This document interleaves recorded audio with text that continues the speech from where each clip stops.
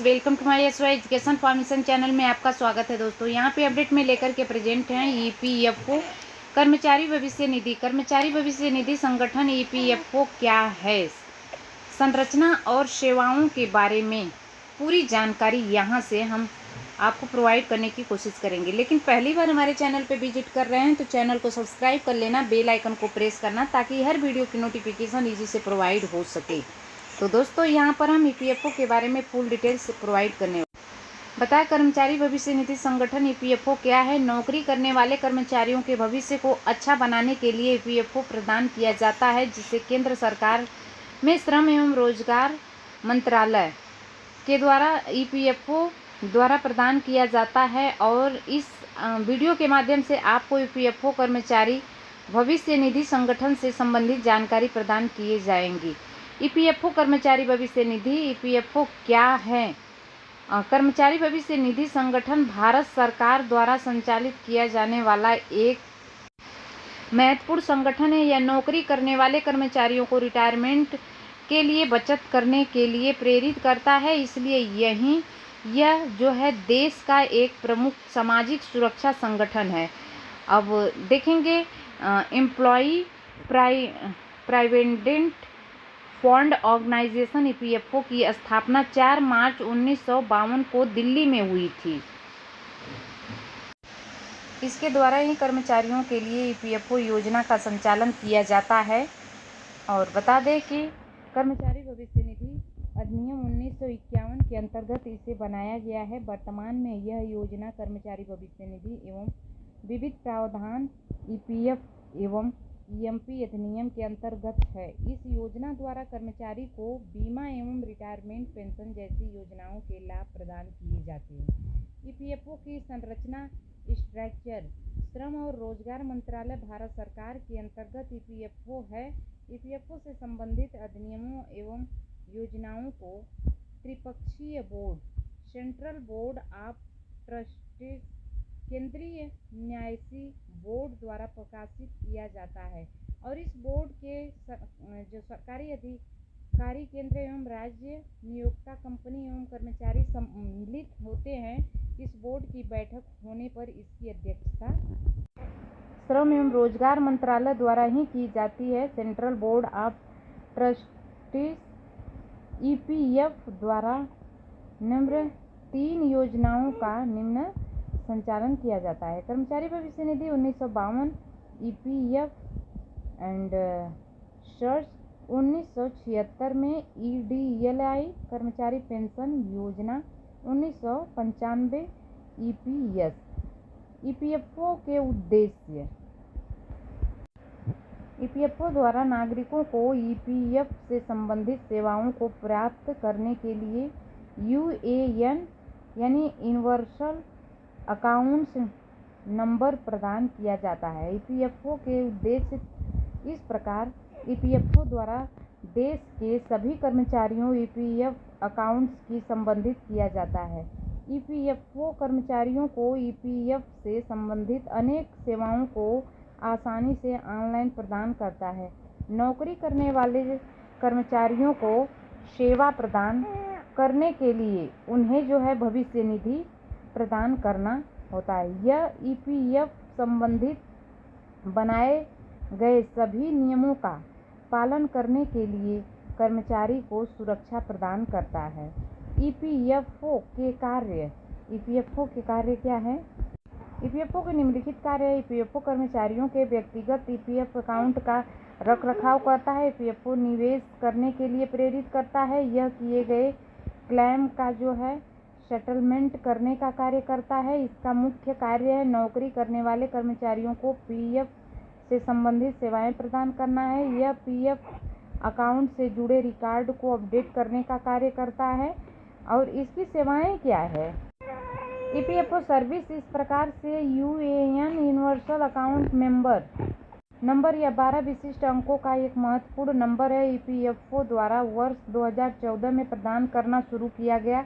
यह कर्मचारियों के ईपीएफ अकाउंट से लिंक होता है। ऑनलाइन सेवाएं। यूएएन की सहायता से कर्मचारी ईपीएफओ की ऑनलाइन उपलब्ध सेवाओं का लाभ प्राप्त कर सकता है, जैसे online EPF transfer member e सेवा कर्मचारियों से सुविधाएं प्रदान करने के लिए ईपीएफओ द्वारा ऑनलाइन पोर्टल मेंबर ई सेवा को लॉन्च किया गया और ईपीएफओ कर्मचारियों को नौकरी बदलने पर भी इसके ईपीएफ को ट्रांसफ़र करने की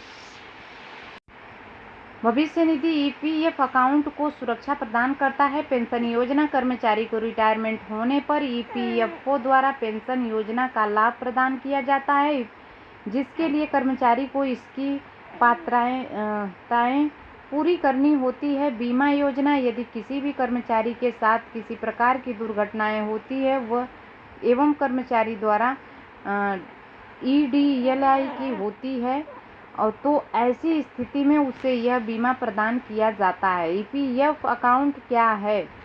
किसी भी प्रकार के जो है नौकरी करने वाले ईपीएफ प्रदान किया जाता है। ईपीएफ कर्मचारी के वेतन में कुछ भाग एवं कुछ भाग कार्य करने वाले विभाग कंपनी द्वारा प्रदान किए जाता है और ईपीएफ से संबंधित राशि के वितरण की जानकारी के लिए ईपीएफ अकाउंट प्रदान किया जाता है।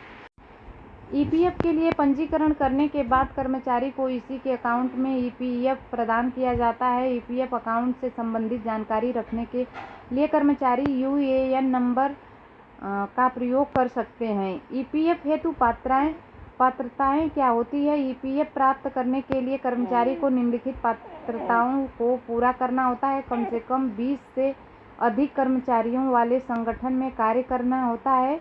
कर्मचारी का मासिक मूल वेतन कम से कम 15,000 या उससे अधिक होना चाहिए। कर्मचारी की उम्र 18 वर्ष से 54 वर्ष के बीच की होनी चाहिए एवं सरकार के द्वारा निर्धारित रोजगार संबंधी पात्रताओं को पूरा करने वाला होना चाहिए। ईपीएफ फॉर्म, ईपीएफ से संबंधित फॉर्म के प्रकार, फॉर्म नंबर यहाँ पर देखें, फॉर्म का प्रयोग, फॉर्म का कार्य।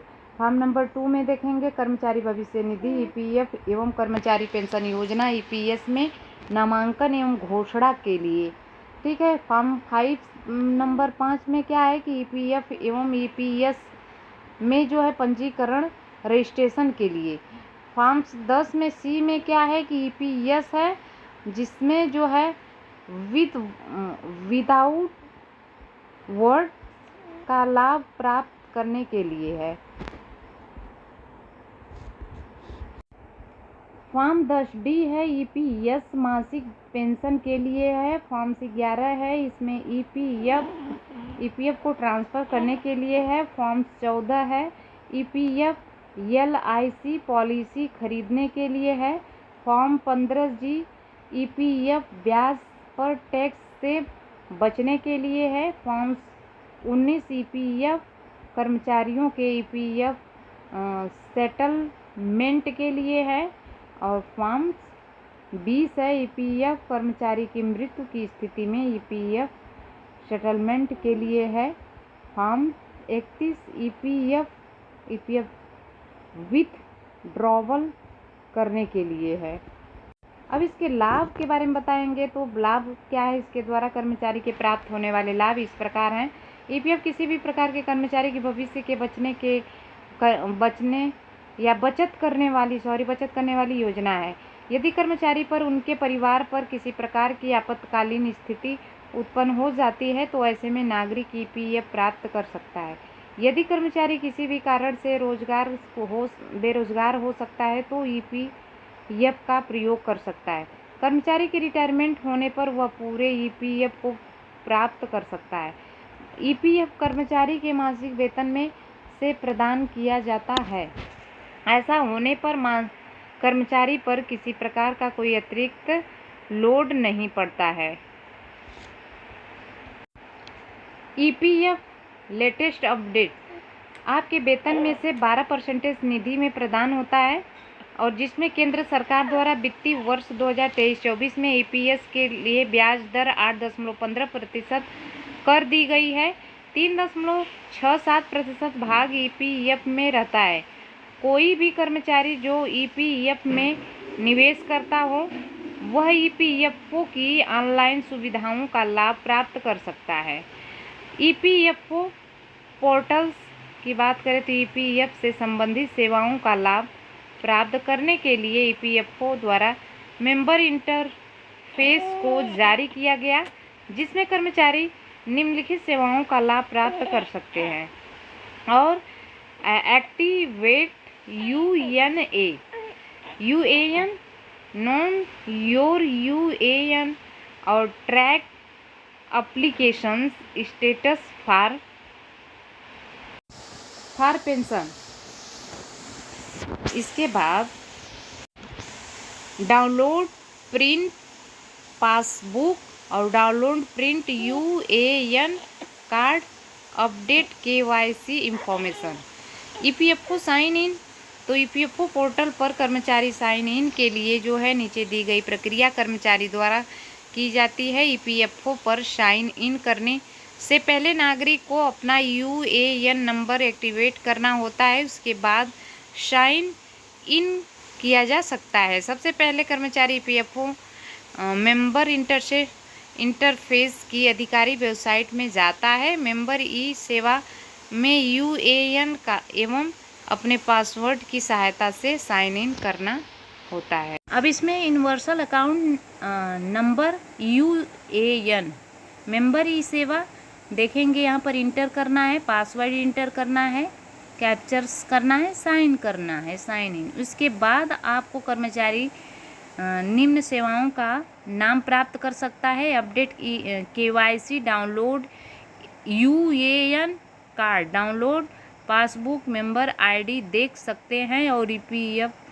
Transfer status. ईपीएफओ पर शिकायत दर्ज करें, कैसे करना है सारा डिटेल्स यहाँ पे वीडियो स्किप नहीं। दोस्तों आपके लिए अधूरा कुछ नहीं रहेगा। कर्मचारियों के सुविधाओं प्रदान करने के लिए ईपीएफओ द्वारा शिकायत दर्ज करने के लिए विशेष पोर्टल की शुरुआत की गई है और जिसमें कर्मचारी को किसी प्रकार की सुविधा होने पर वह इस पोर्टल के माध्यम से नीचे दी गई प्रक्रिया के अनुसार ऑनलाइन शिकायत दर्ज कर सकते हैं। शिकायत दर्ज करने के लिए जो हाँ ये पोर्टल है EPFIGMS पोर्टल की अधिकारी वेबसाइट पर जाएं। पोर्टल के होम पेज पर रजिस्टर जो है ग्रीवेंस पर क्लिक करें और अब आप जिस श्रेणी के कर्मचारी हैं उसका चयन करें एवं मांगी गई सभी जानकारी को दर्ज करें एवं सबमिट पर क्लिक करें। इसके बाद आप शिकायत से संबंधित जानकारी दर्ज करें एवं अपनी शिकायत को रजिस्टर्ड करें।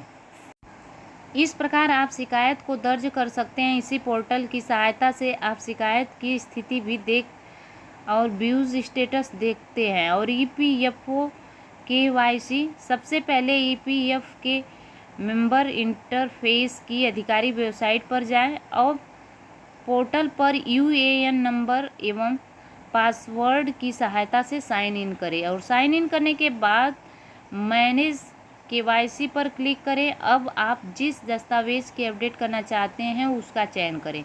दस्तावेज के अनुसार कर्मचारी का नाम, दस्तावेज संख्या दर्ज करें, दस्तावेज की वैलिडिटी दर्ज करें और सभी जानकारी दर्ज करने के बाद सबमिट बटन पर क्लिक कर देना है। ईपीएफओ का अप्रूवल प्राप्त होने के बाद आपका दस्तावेज अपडेट हो जाएगा। ईपीएफओ से संबंधित ऑनलाइन सेवाओं को कर्मचारी यूएमएएनजी मोबाइल ऐप्स के द्वारा भी प्राप्त कर सकते हैं, जिसके द्वारा यूएमएएनजी पोर्टल लॉगिन करना होता है। ईपीएफओ से संबंधित प्रश्न एवं उत्तर।